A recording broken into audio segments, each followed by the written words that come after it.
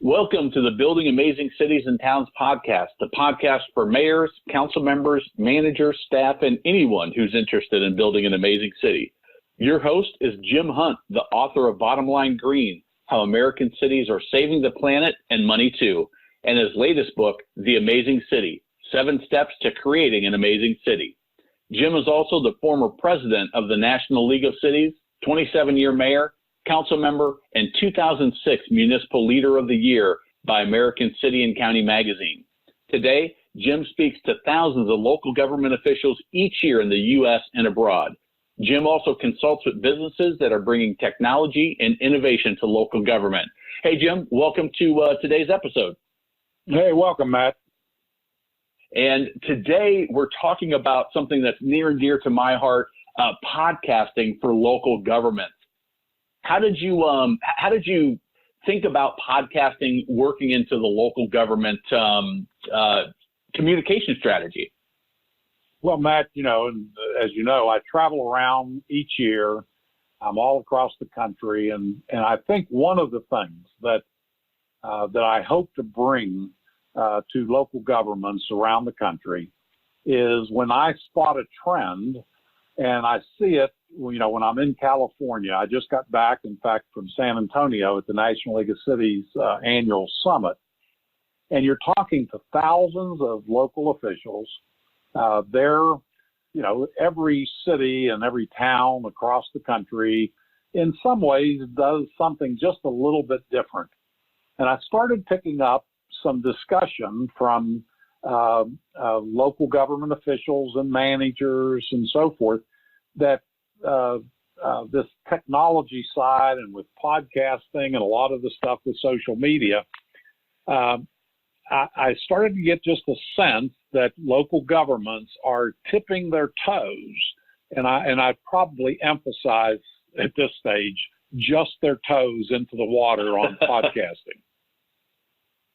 Yeah, it's such a growing media right now, and there's a lot of reasons for it. I can see that I can see it an area that just has huge opportunity for local governments. Well, and I think the reason, Matt, is that, here's the differences. So when podcasting first came on the scene, people were looking at building a large audience, obviously.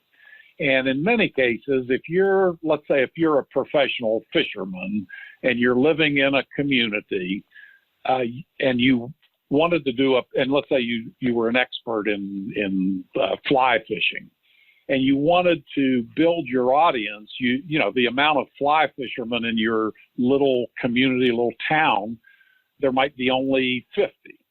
So you wanted a larger audience for your podcast, because I think the one part of it is the energy and excitement of podcasting fuels itself and brings other people on to the listening group.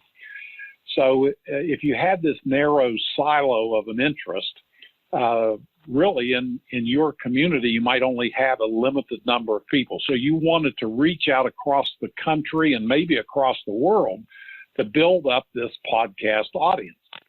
So the difference, the nuance, I believe, in local government is it's much different than the Amazing Cities podcast. The reason that I felt that it was necessary for me as somebody who works with local governments to start a podcast was because it is a national or international, in my case, way of communicating with my audience, which are local government officials.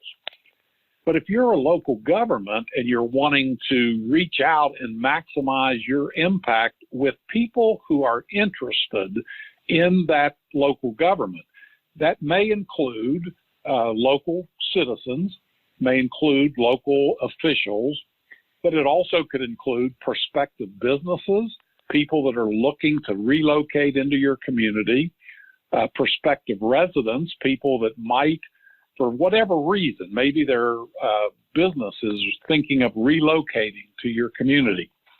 And having podcasting as an in-depth way of getting information out, I think has great promise for local governments But as you mentioned, and we talked, it is not there yet. It's starting, and that kind of you look at it like a garden, and you're seeing those little green sprouts coming up. And I think this is where local government is moving toward. Yeah, let's talk about podcasting as a whole. I'll kind of interject here a little bit. The reason podcasting has been exploding recently is it fits today's world. It fits the way that consumers want to consume information. You can have your smartphone, your smart speaker. You can do it on your computer, on any of your devices. You're in the car, you're commuting, you're walking, you're working out, you're at home. There's all of these places where you can easily consume audio, where maybe reading a book, a magazine, an article, watching a video even, which is hugely popular. It's just so much easier just to consume an audio format as you're doing a number of things in a number of different places. Oh, absolutely. And I'll tell you, the other day, my book, The Amazing City, 7 Steps to Creating an Amazing City, I was so honored. We went into our second printing of the book.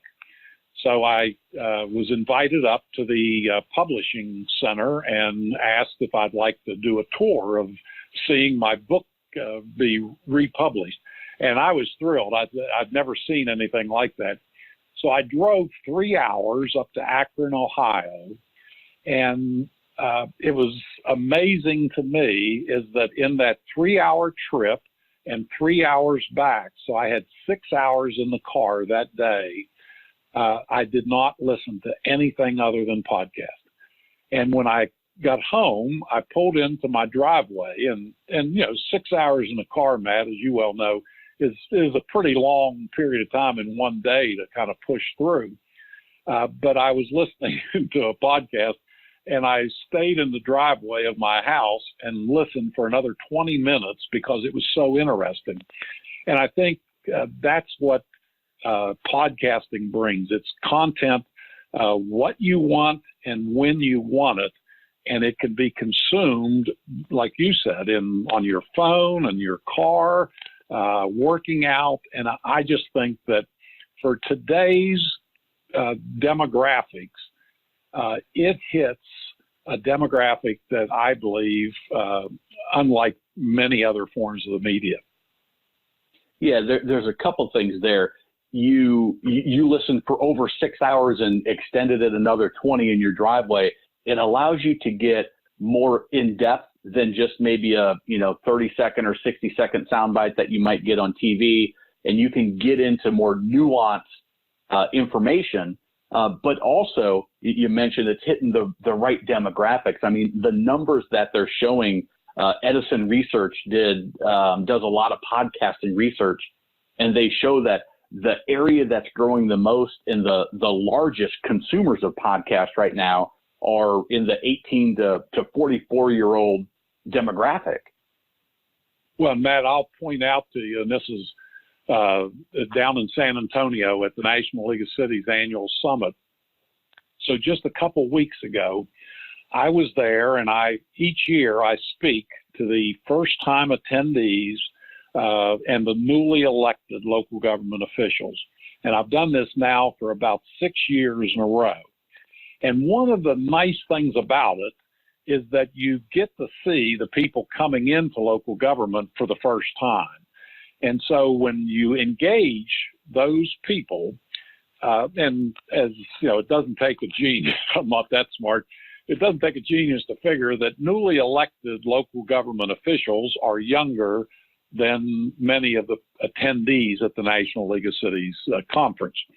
So when you walk the halls and you see these young, dynamic, energetic, ready to go city officials, you realize that most of the way we communicate is not designed for them. And look at, I engaged a couple in a discussion, and I was asking them, what's the biggest challenge you've found getting into local government at a young age? And each person that told me, there was a theme, a thread through that, and it was that it used to be that the demographic was older, that people didn't get into local government until they were in their 50s and 60s. Sometimes people would retire from a career and then decide to run for local government. But there are people in some of the largest cities in the country and also in some of the smallest towns in the country that are coming in to local government in their 20s and in their 30s. There's a young lady, Jasmine Gore, who's the mayor of Hopewell, Virginia. And Jasmine is someone who I've kind of had my eye on for several years. I met her when she was just got elected to council in Hopewell. And then she now is the mayor of her city. So we talk a lot, and she's friends with me on Facebook. So we communicate a lot, and I've served a little bit as a mentor to Jasmine. But she does Facebook Live streaming regularly. She's doing more of the communication. But what they tell me their challenge is that they, in many cases, have a full-time career. They're starting their careers. They're young attorneys. They're young workers in a manufacturing plant and so forth. So it's very difficult for them to have the old days would be like, well, let's take off at 2 o'clock in the afternoon for a conference session of council. Let's schedule a ribbon cutting at 11 o'clock in the morning. Many of the local officials today are working in jobs that require them to be there. And so that's a difference that I think that used to be different. It used to be maybe a slower paced existence as a local government official. The other thing I'd say is that I've never seen a more engaged group of young people that are wanting to do more and more in local government. The staffers in local government, by and large, are a younger demographic, and their lives. I ran into Joe Buscaino, who's the current president of the National League of Cities, and one of his staff people, Jacob, I've known for several years. And Jacob is this bundle of energy that is staffing Joe Buscaino. And you can imagine Joe's a council member in Los Angeles, and his schedule already was busy. He takes on this role of president of the National League of Cities. And Jacob, you can see he's running through the conference center down in San Antonio, always like carrying a group of papers and, just always kind of chasing because there's another meeting, another event.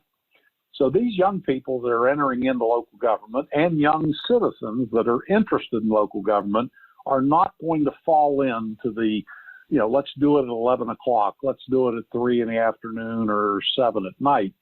So I think podcasting, because of the in-depth nature that podcasting allows, and the fact that you can create your own schedule with it. If you need to consume some of this information, you can do it when you're working out. You can do it when you're driving or going to another meeting. So I think that's where ideally to hit that younger demographic coming into local government. If we don't hit that younger demographic, local government is going to suffer. And I think both the National League of Cities and most of the experts on local government that I talk to, they're constantly looking at how do we engage younger people, both as citizens and as local officials and staff members. And I think podcasting is not the only answer, obviously, but I think that it provides a very professional way of engaging people and allows you to kind of go beyond the soundbite, if you will. Yeah, absolutely. And with, it's not just the younger demographics that are involved. Over 51% of Americans are listening to podcasts. That was as of 2019, and that's up from 44% in 2018. So it continues to grow among all segments, and the largest is that 18 to 44-year-old group. And it's because just what you said, it's on demand. It's when they want it. Netflix has taken over from the TV networks, and people are going on to the streaming options. Radio, CDs, XM radio even are being taken over by these podcasts because they're exactly the topics that people want to listen to. And the local, what's going on in the local government, the local community of your city and town that you live in is a topic that is interesting to everybody that lives in that community, just who you want to capture. Oh, and I can tell you, I did a session up in New Hampshire last month. It was on social media. And what's interesting about social media and local government is that in many cases, there are a lot of local governments that really are probably negative toward social media, Facebook and Twitter and so forth. And the reason they are is that they're constrained, obviously, by their elected positions or staff positions in cities. And the dialogue back and forth between the public and local governments can really go off the rails quickly with social media. And the nice thing that I see that podcasting brings to the issue is, let's say, for instance, there's an issue that lights up Facebook or Twitter, and people are commenting very short comments. They're putting out half truths and literally things that just aren't true. So when a local government has to back down each of those rumors or innuendos and so forth, it can take up an enormous amount of time. So things like, just let me give you a few examples. Let's say there's going to be, in local governments, we're always either fixing potholes or roads or paving or cleaning or removing snow or all of the factors around your infrastructure, replacing a water line in town, replacing a major sewer line. And when these happen, they get a lot of news because the local media will cover them and they'll be saying such and such bridge is closed, something else is going to be, a roadway is going to be closed, a major artery. And when this happens on social media, people will sometimes, they look at the worst. It'll be like, this will devastate, my kids won't be able to go to school. I won't be able to do this and that. So all of a sudden, one person comments and then another person comments. And pretty soon in local governments, they're getting calls at City Hall that says, we heard you're closing the town. There's a crisis. And somebody says, no, we were going to have a small parade for a school and it's going to be out for an hour, whatever. But those are the type of things where when you're talking about it, the public, and I think, Matt, you hit on something that I think is critical. People enjoy the dynamics of local government. They like the idea of having a role. When they vote in local government, when we talk about your vote either does or doesn't count, in local governments all across the country, even in some fairly large cities, there are virtual ties in elections. And through, and I always I'm on a lot of news feeds that I get a lot of information coming in. And I talk to a lot of people like at these different conferences I go to. And people will now more than ever come to me and will say, oh, I knew they were in an election. I'll say, how did it go? And they'll be like, I won by 4 votes. And I'm thinking maybe no one showed up to vote. And they'll say, no, there was 10,000 votes cast or 20,000 cast, but I won by 4 votes. So when you're in local government, people are interested in it. You're dealing with bread and butter issues. A lot of times people find it hard to understand foreign trade, tariffs, and all the stuff that's in the news. But they do understand the fire department needing a new respirator system, the police department dealing with body cams and with the way policing has evolved in the last 20, 25 years. So these are real life issues, and pretty much people have a general understanding and they want more. But that's kind of the thing where I find that people constantly are wanting more information, but, they want it in depth. They want to know, and this is one that's a personal interest of mine. When the police department started adopting body cams, it was one of those local government issues that you started to see it on television, and you started to see with these different incidents that have happened around the country.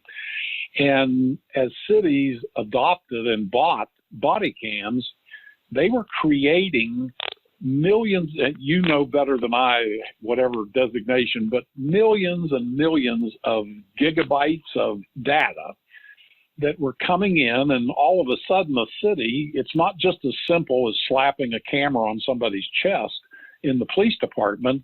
You have to have a system that can categorize, that can maintain, because the worst thing that could happen is an incident occurred in local government and with the police force, and when they go to get the tapes, you weren't able to retrieve them. So all of a sudden, something as simple as what we think, a body cam's like taking your cell phone and strapping it onto your chest and turning it on when you go. These things are incredibly technical.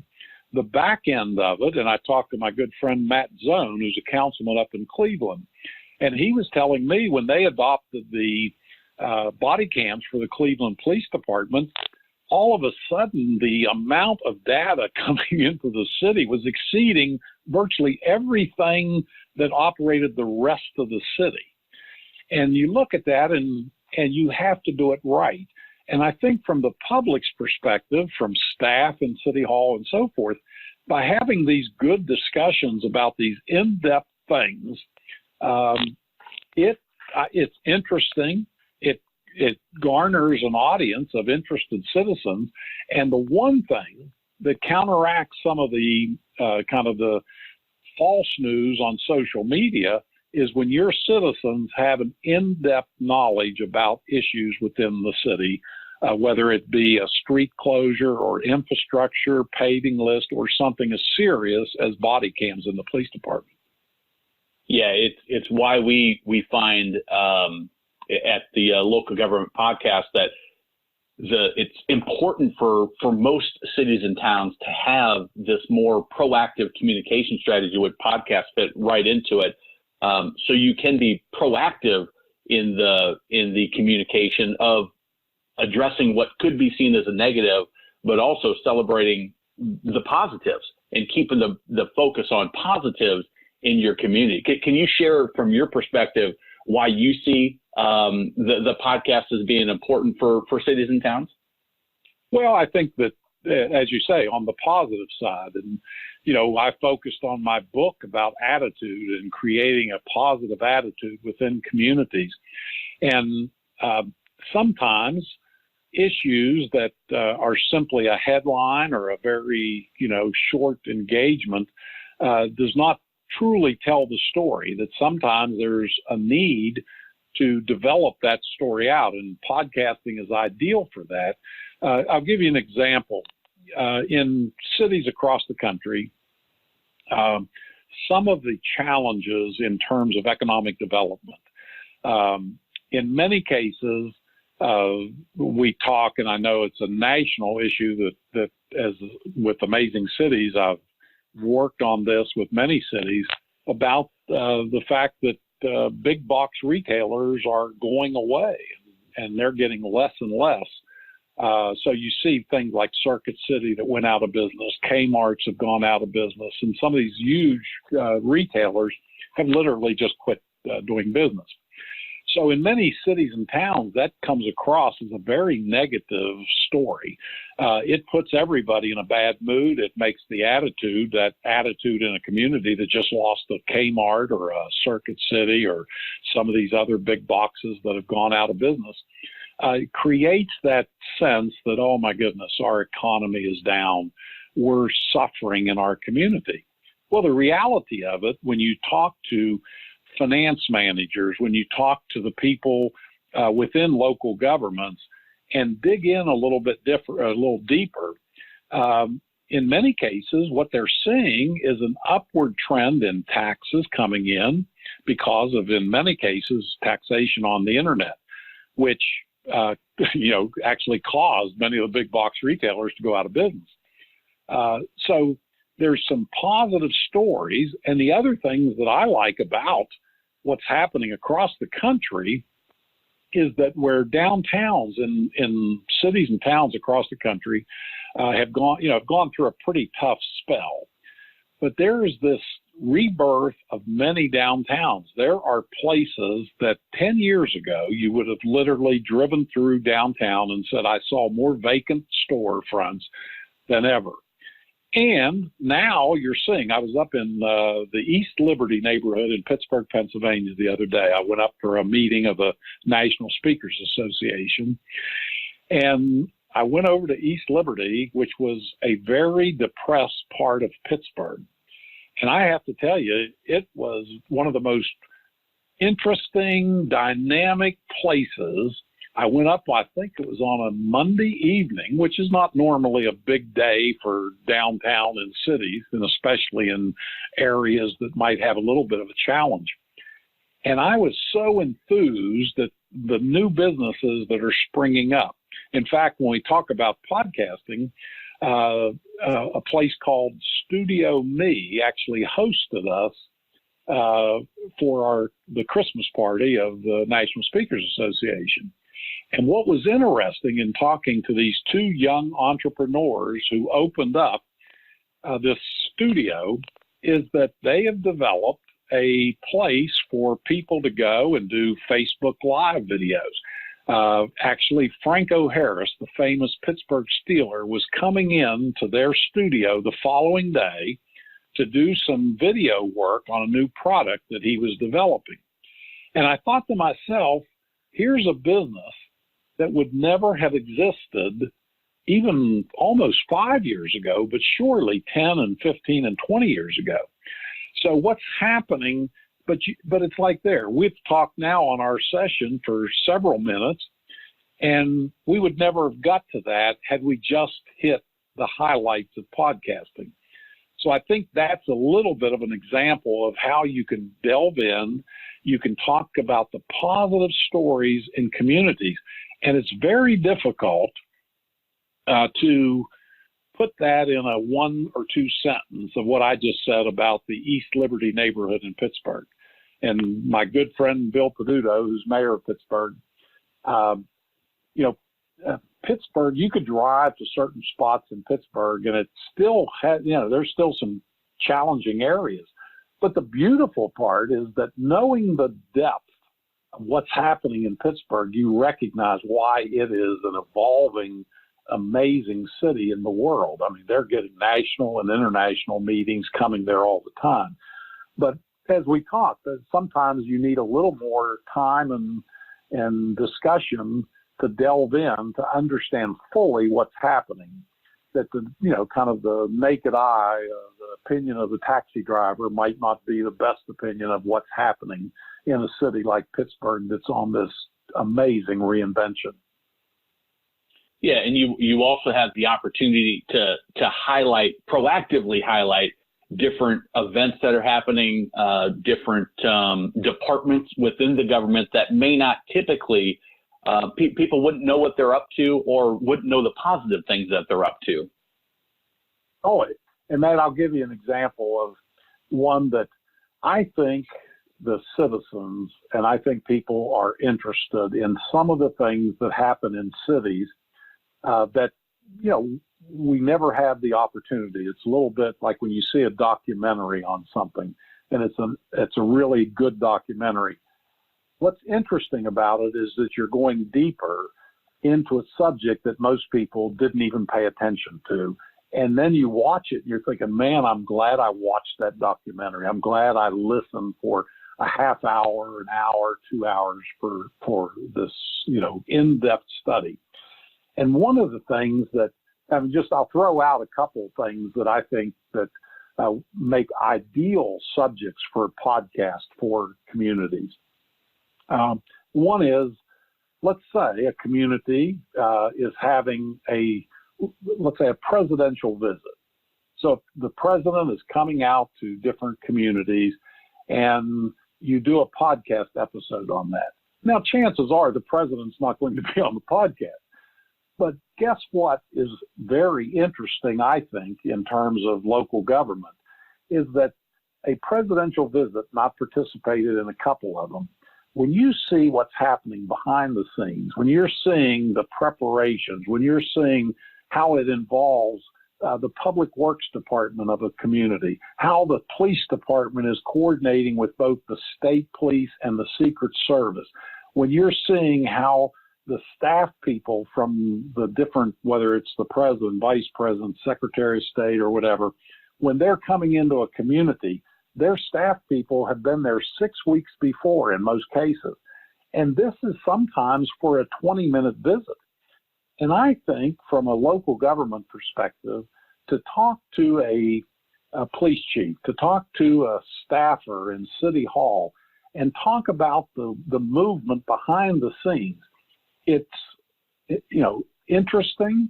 It has a kind of a view of a city that puts out what a beautiful thing. And I like the idea that a podcast can highlight people whose voices are never on display and that their views are not necessarily ever solicited unless it's a bad story of something bad happening. And I think when you look across this country, the talent that exists in local government, it's amazing. I mean, there are people in local government that are doing things on cybersecurity. Here's a subject that when you delve into cybersecurity, there are people in every city and town across the country that one degree or another are dealing with some form of cybersecurity. The only time they get exposure is when something goes bad and someone is hacked into a system. But I don't think that people realize that there's a whole story about cybersecurity that actually is, I believe, of interest to the citizens. And it also brings some information, as you well know, Matt, in terms of cybersecurity, that when you learn through how the city is addressing it, it also gives you some comfort as a citizen about your private information being protected and that. So I think there's unbelievable opportunities for cities to highlight things that otherwise would never make the, let's say, the evening news, if you will. Yeah, and then you also have the opportunity to feature those that are maybe a little bit more visible, the mayor, the city manager, the police chief, the fire chief, all of those people that they have information that maybe isn't being distributed in the more detailed way that would be valuable to your residents. Oh, absolutely. And I can tell you across the country, and that's why I said, when I was down in San Antonio and talking to different, some of the larger cities, when I talk about larger cities and that, you're talking the Los Angeleses, the Atlantas and Phoenix and those. So when those cities are doing things, I talked to one of my friends at the National League of Cities, and we were talking about a city, and just asked him, I said, well, what does their media look like? What does it do when you see that they have videos on YouTube, when you see that they're covering events within the city internally, that city staff are doing it? And he was telling me, his city manager, and he said, Jim, those cities are investing. It's one of the fastest growing departments in city halls, that they're investing hundreds of thousands of dollars on having actual studios within City Hall, having professional recording equipment, having staff that are dedicated solely to producing content for these large cities. So when you go to Chicago, it's a pretty professional place that they actually produce a good bit of content that they're using.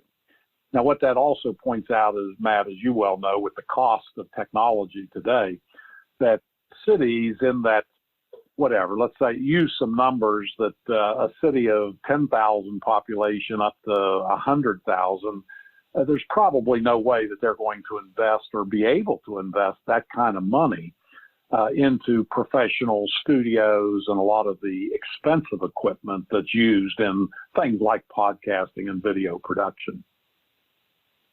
Yeah, when like you were talking about the folks up in Pittsburgh that started their studio, I mean, you can easily invest, $100,000 or more in the equipment, in the space to do it all right. I mean, you have you have the microphone equipment, you have the recording equipment, and then you have the back end of all of the software, the skills and the ability to use it all properly. And then, the talent to actually deliver the information can be expensive as well to get the right talent. Well, Matt, and that you bring up a good point. I think one of the things that's probably a misnomer is that since some of this stuff, there's teenagers in Iowa that are running a podcast for their Game of Thrones group or something like that, and not to be disrespectful, for that, but it's like you kind of think in terms of a city. You think, well, geez, if they can do it that way, and they're not spending a lot of money, why can't a local government do it on the cheap, if you will? And I think it points out a very necessary thing, as you mentioned, on professional talent, professional broadcasting, is that when you're doing it in local government, it's very difficult to create a compelling program without a professional programming mindset. And what that means, I think probably as important as anything, as much like you bring to the Amazing Cities podcast, is that I'm a content provider. I have content through my experience in local government, through my travels, through my interaction with my network. I'm a content-rich person, but I am not a technical-rich person. So if I'm just doing my thing, I don't know that it brings the compelling nature of what I'm trying to portray with the Amazing Cities podcast. And that's one reason why I reached out from the professional side to say, listen, I don't want to pretend that I'm in this media environment. I think that it's necessary to have a professional media person like yourself to be able to make it compelling, because the information in some cases needs to be drawn out and needs to be, a beginning, a middle, an end, and so forth. So that's where I think that cities and towns that are looking at entering into the podcast space, it's not as expensive, I think, as many people think, but it's something that you need to do it right. You don't have to spend a fortune, but you do need to invest in this, because as you know, Matt, and I've come to find out, when you produce this content, it doesn't go away. It remains a asset of the community. So when you are hosting, let's say, for instance, you do a session in your local city or town, and you're talking about why it's a good idea for businesses to locate in your community. So you go into an in-depth discussion and interview with the economic development person. So that, let's say, it might take, Matt, you can correct me if I'm wrong, but I mean, when we do these podcasts, it takes some preparation, and I have to review the scripts or the bullet points and so forth. So it takes some preparation, but it doesn't take all day. And when an economic development person has invested a couple hours with a professional, and they go into the reasons why it's that coming to this city is a great investment for a business, that stays on the city's website. That remains. So 2 years from now, when someone is looking at locating a business in a community, they can simply go to the podcast, look down the list of topics, as I do almost every day. I find the one that interests me and I listen to it. Many times it was recorded 2 years before. So those become an investment that the city makes, that they don't have to continually reinvest in that particular topic or item. Yeah, having the ability to create that content that's, I call it evergreen, that's always going to be reusable, and then also to represent your city or town, or in your case, your business, in the appropriate way. Just like a city or town can use this as to stimulate business recruitment, to attract new residents and visitors, you're using this to attract potential speaking opportunities, potential business ventures, potential business for Amazing Cities. And if the content is not professionally done, is not compelling, and is not distributed in the proper manner, then it can sometimes be counterproductive. So you have to balance that to make sure that you have a viable professional end product. Absolutely. So this is a question that is I think is interesting. Is podcasting right for every town or city? I mean, we've talked about all the benefits, we've talked about the growth of it, but is it really right for everybody? Well, and I think, Matt, that's a good question. And one of the things that a podcast should be a part of the overall strategy that a local government would have to reach out to their citizens. So a city that there's probably, I mean, when you look at it as a need or a want, does every city or town need a podcast? And I don't think that that's probably true. I think the one part would be is that if the social media strategy that many cities, right today, there's a new job description in many cities across the country, probably one of the fastest growing parts of city government that didn't exist 10 years ago or 20 years ago, largely. And that is the social media manager, or the person who's kind of, in a small town, the person that's in charge of the Facebook group or whatever. So if you're choosing to do a podcast, I think it pays to investigate before you commit. And I think that it's probably the best is to get an analysis where you can have a professional talk to you about what your current social media strategy is, what your goals are for a podcast, and whether that's something that you think would be a good investment of the city's funds.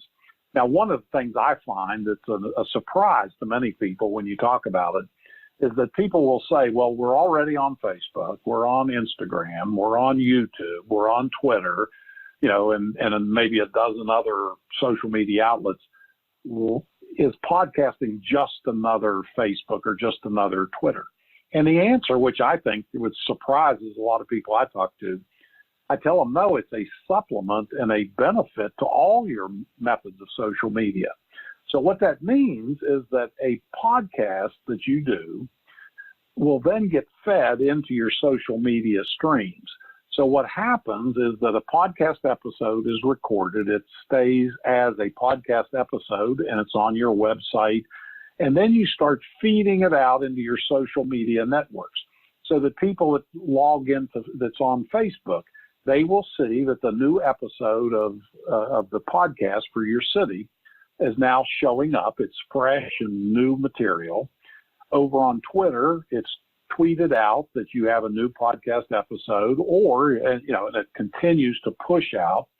On YouTube, some cities are doing actually a video stream of the podcast episode, or they're simply putting up a placeholder with, it might have information on how to, the city's website and things of this sort. But in essence, it's a audio YouTube with the video being maybe a picture of City Hall. Maybe there's a few pictures changed. That editing costs a little bit of money. But even with that, the low bar of getting into it provides you YouTube material, Facebook material, Twitter, Instagram, and so forth, that it really complements and enhances social media in your community. And I can tell you, the biggest issue across the country in local government is consistency. And Matt, doing a podcast, one episode every 3 months is not a podcast. It just doesn't have the consistent nature that people can sign up for it, because people, once you find a podcast that you're interested in, the one part about it, if you're interested, you want more of it.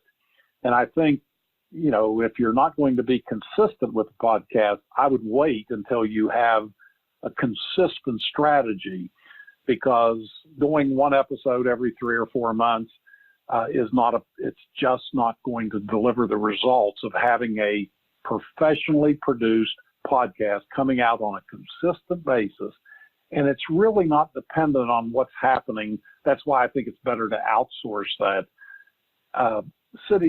Cities always have there might be a crisis coming. And, it's snow, it's, some big festival and all. And they take everyone, including the social media people, and they're all engaged on certain events. And doing a podcast episode, unfortunately, if the city's doing that in-house, many times that falls to the bottom of the priority list. And I believe that's why it's so nice to have this consistent social media strategy prepared, that your social media footprint really improves considerably with the addition of a podcast, and it doesn't take away from anything that you're currently doing.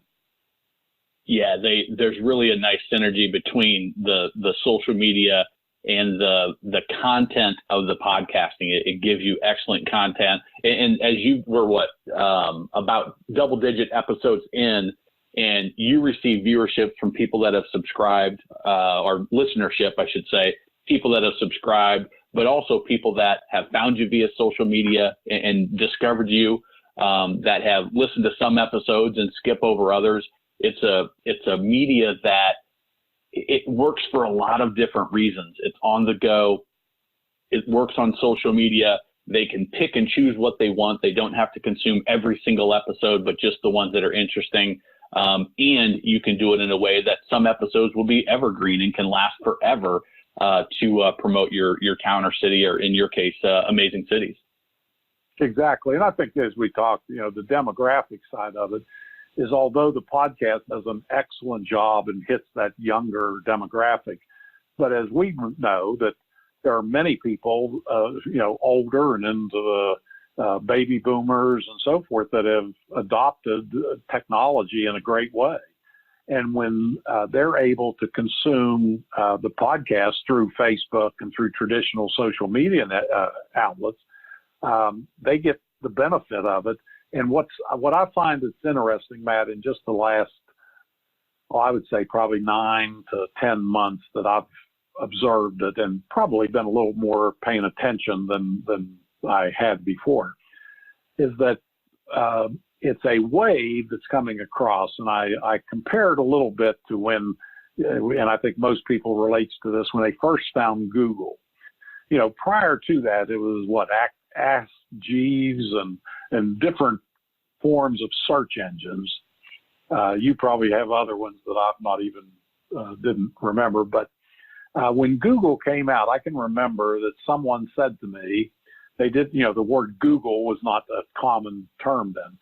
And I would look for something on one of these conventional search engines, and someone would say, "Did you check on this Google?" And of course, I had no idea what they were talking about. And then one time when I checked on Google for information, it popped up with tons of information that I needed. And then I kept going back to it.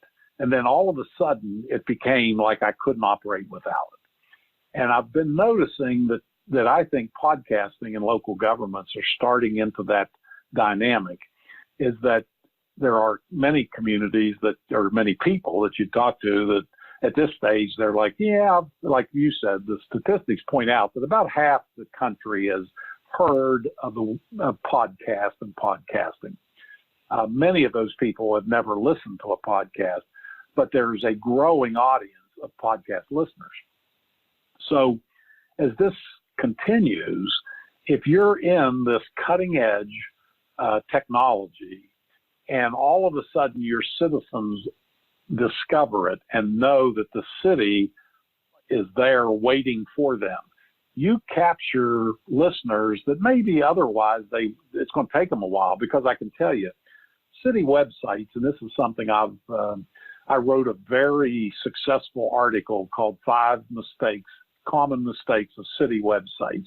And I wrote it, now it's about 7 years ago. And it was picked up by state municipal leagues and their newsletters and their, online things. And I did a few programs about it. But city websites across the country, although now they've caught up to by and large, but there's still many cities that their websites are solely inadequate for a modern day web presence for a local government. But, it starts out where it's very antiquated, very basic. And then now there are cities that have websites comparable to any major corporation. And the larger the cities, you can access, get building permits, pay taxes, do all sorts of stuff through the web, through the city's website. Now they're going increasingly to smartphone apps in progressive cities and picking up a lot of the technology. And I think that's the same trajectory that podcasting is going to take in local government. And I'm thrilled that you've been able to add so much value on the technical side, and hopefully I've been able to give some insight of the thousands of local government officials that I speak to and reach through Amazing Cities, that I think we're on to a pretty promising trend, and I think cities that look into it and get a professional analysis will find that podcasting is either they're ready for it or it's in their future at some point. Yeah, the way it works with us is you provide all the excellent content and we handle everything else. I mean, it's a matter of picking up the phone, dialing in together, and a little bit of preparation talk to make sure that we have going to cover all the topics properly. We dive in, and then the conversation that naturally goes on leads to an outstanding episode. You're done when you hang up the phone, and our team on this side takes care of all the editing and the technical work and the cleaning up the audio and making sure it sounds professional, adding in any introductions and outros that need to be there, taking care of the show notes and all of the detail that can get expensive, and the expertise required. We have our team that's what they do. It makes it a really nice fit. And for the towns and cities, it works very similarly. Without any question, Matt, and I have to say, you just described that process, which is exactly what the process is. And I would have to say, if I was thinking myself back when I chose to begin the podcast adventure, and it truly is an adventure, I don't think I would have moved as quickly. I don't think I would have ever got there, to be honest with you. The ability to be that content provider. When I get off the phone, I'm going to be then on to gaining additional content. I'm going to be talking to local government officials and looking at travel schedules and things of that sort. That's what I do best. And I think in local government, having the staff of a city to take on the production of what is a pretty complex back office side of it is something that I think is better handled by the professionals. And it highlights in such a great way that having a consistent message is one that it's worked wonders for Amazing Cities, because as we know, and I think all of us, not all of us, but many people, they went down the thing on the blogs. And when blogs were probably the pre-podcast, that was an opportunity. You could do a video blog, you could do a writing blog and all. But as I think most people who understands, the biggest challenge was consistency and the ability to produce quality content and get it out. And it was so much simpler, and I know this, it was so much simpler to do a blog than it is a podcast on the back end. And it was difficult because I'd be in an airport typing out on my iPhone a blog post, and then I'd forget to send it, or it didn't have the right graphics and so forth. I mean, what you all do is a tremendous asset to local governments and to me personally in my business, that I'm thrilled that we're able to put a highlight on podcasting for local governments. Yeah, and we talked about earlier how much it can cost. You can do it do it all in house and do it on the cheap if you want, and that's the end result you do. You can have the huge investments like you mentioned. Chicago and LA and some of the bigger cities are investing hundreds of thousands of dollars, and we've developed our program here so it fits nicely into a city or town's budget that 5,000 to 100,000 residents, that you can really get started with a professionally produced, consistent podcast with excellent content for, $1,000 or so to, $4,000 or $5,000 a month, and have something that the city and town can be proud of. Oh, and obviously, in terms of local government of a community of some size, like you mentioned, and that's an affordable investment for what you get. And I think when you look at what value that brings to the entire city, that's a reasonable investment to do on such a kind of full-throated media strategy that can work with podcasting. Yeah, and Jim, would you mind? I know this is your podcast, and I'm usually the interviewer. Would you mind if I gave a free opportunity for some of your listeners that may be interested in podcasting for their local town or city?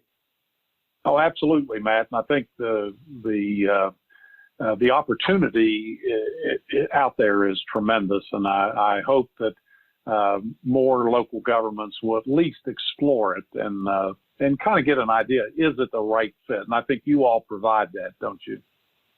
Yeah. We offer a free consultation where we analyze your current media efforts, your social media efforts, and then provide a report to weigh the various options and the monthly options that may make sense based on the content required, based on the budget that fits into your town or city's budget.